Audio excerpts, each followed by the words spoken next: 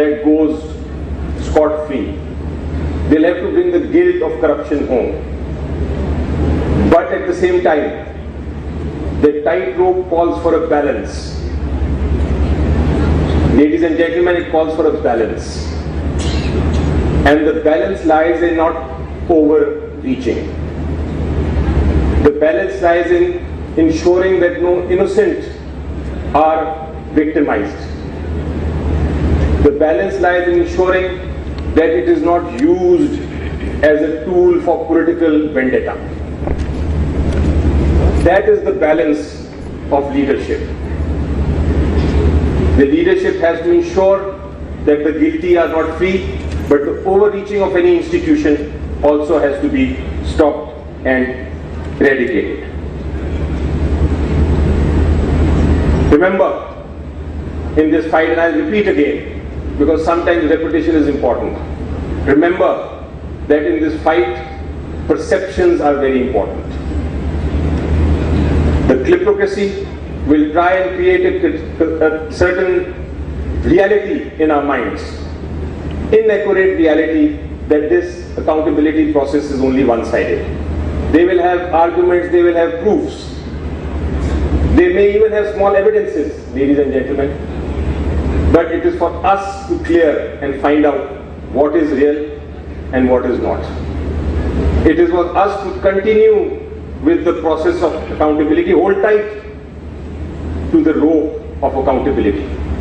Not let it go, ladies and gentlemen. Not let it go. Hold tight so that we can actually bring the criminals, the real criminals, to justice. Now, ladies and gentlemen, in order to understand and clear the cobweb, clear the fog, in order to ensure that whether this is a reality, are we people actually being victimized, or is the process of accountability real and genuine? In order to clear that, I will need to just take you back in time in the history of our politics and the history of NAB. And the reason I want to do that is because something was a reality before, and that reality is being used by kleptocracy to create a perception today. The reality of the past is being used to create the perception of today. So I need to take you there. And I call this part of Pakistan's history, ladies and gentlemen, the revolving door politics. Have you ever gone into a hotel with a revolving door? As one person is going in, another is going out. And this revolving door politics of Pakistan is bad history. It is a history when there were two main political parties at each other's throats. One was the Pakistan Muslim League Nawaz, and the other was the Pakistan People's Party. They were at each other's throats. So in '88, Benazir Bhutto, Madam Benazir Bhutto, the Prime Minister of Pakistan, became the Prime Minister.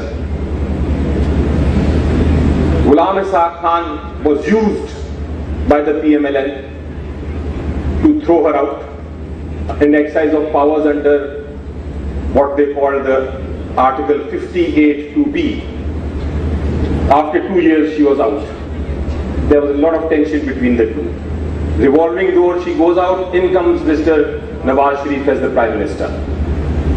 Again, enmity, enmity, enmity. And the same president, after 3 years, in 1993, throws out Nawaz Sharif government also. Through the revolving door, Nawaz Sharif goes out, and through the revolving door, immediately comes in Meher Plaza again. She comes in, and in 2 years, less than 3 years, she's thrown out again. This time by her own president exercising the same power. In comes Nawaz Sharif Sahab again. And what does he do? This time he says, and it's a historical fact. So I'm not going to mince words. This time he says, I will use Ehtisab as a tool to crush my opponents.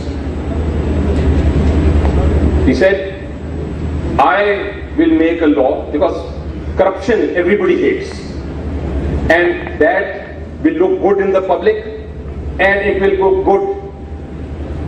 And while it is looking good, I will also be able to jail my opponents.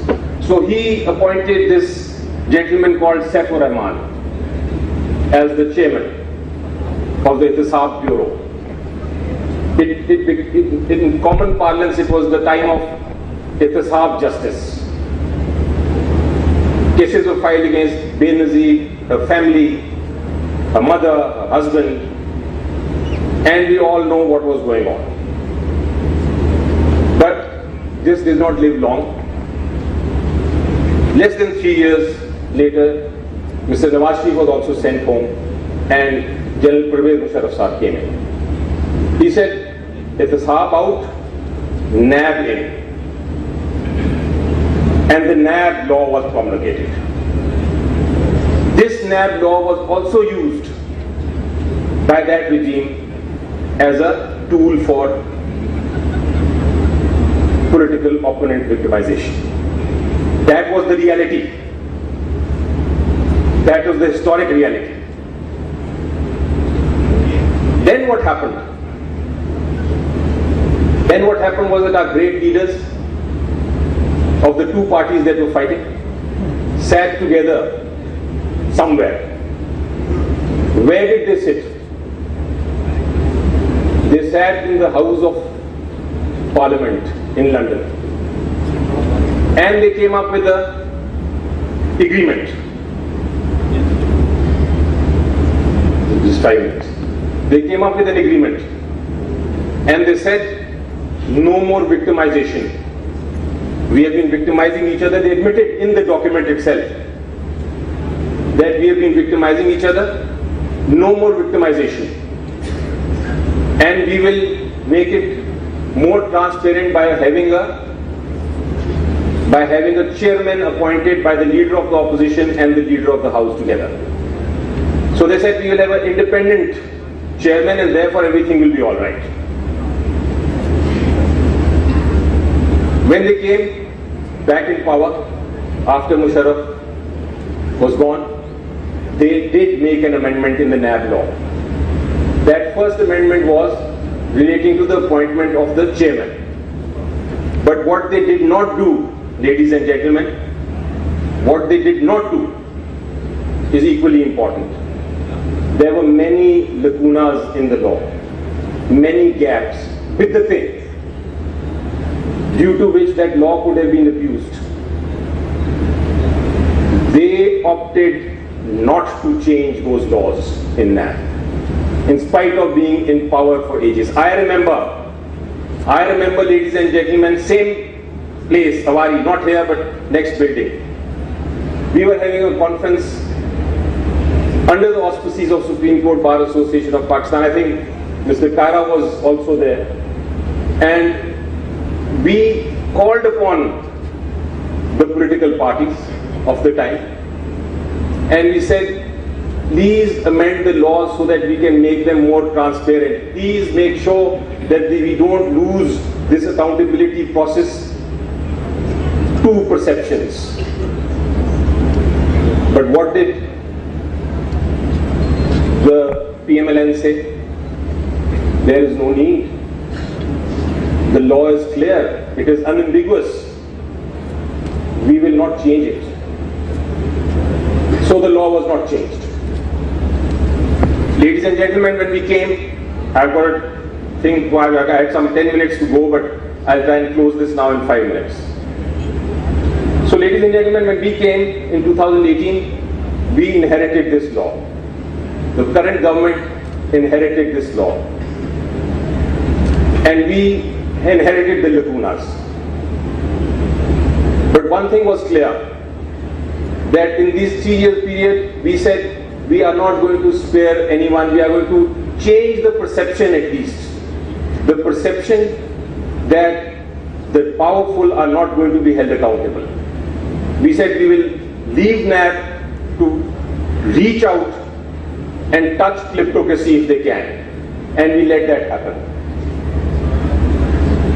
So the perception, the positive reality today is that amongst the general public, everybody now is fearful of NAB. It is fearful that corruption will not be allowed to be, nobody will be allowed to get away with corruption.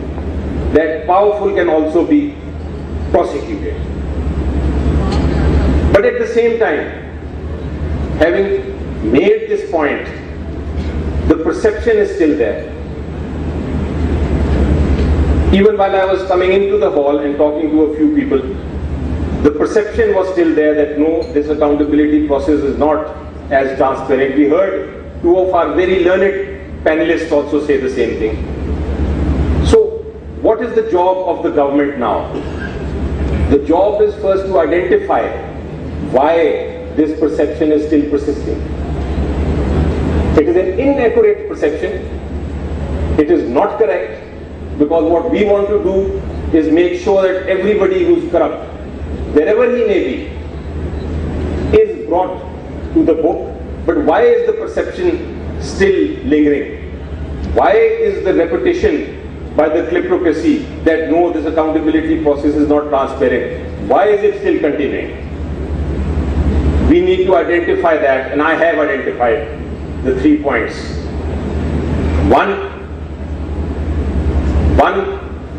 first problem is that NAB has overreached itself. And how has it overreached? It is because of the lacunas in the law. What are they doing?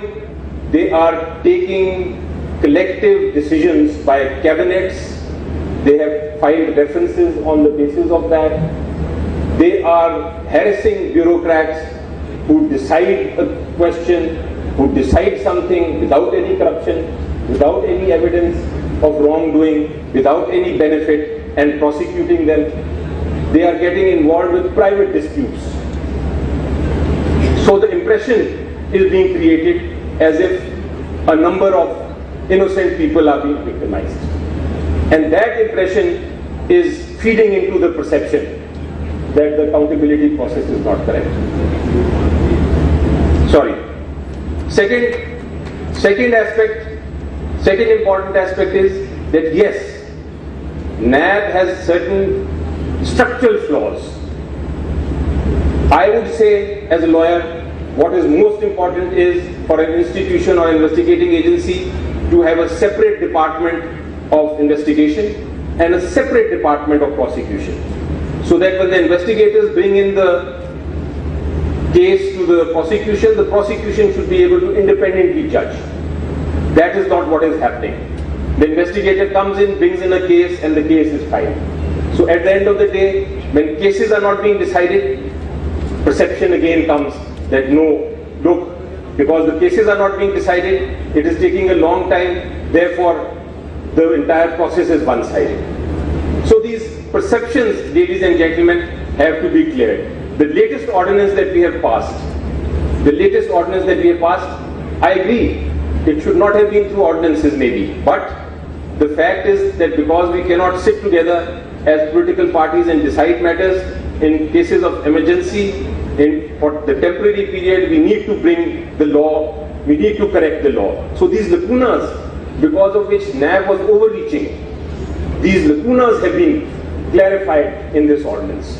NAB can no longer, without proof of corruption, file a reference against anyone. These are the lacunas so that the perception is right, so that the perception is finished and the accurate facts are there. We need the public, we need the people like you to stand by us in the matters of accountability. With this, I would just like to quote one famous German philosopher, and he was talking about how to tackle monsters. He said, while tackling monsters, don't become a monster yourself. If you stare into an abyss for a long, long time, the abyss will stare back at you. My hope today, seeing all of you and hoping that our perceptions are changing. My hope and wish is, and I quote in other words, I say that if we keep on staring into hope, hope will stare back at us. So I would hope that we ultimately continue with this process of accountability. It is not victimization, it is only a perception. So any leadership that is to fight this war of the nation will have to walk a very tight rope. On the one hand, they will have to ensure that there is no corrupt person, powerful or not, that goes scot-free. They'll have to bring the guilt of corruption home. But at the same time, the tightrope calls for a balance. Ladies and gentlemen, it calls for a balance. And the balance lies in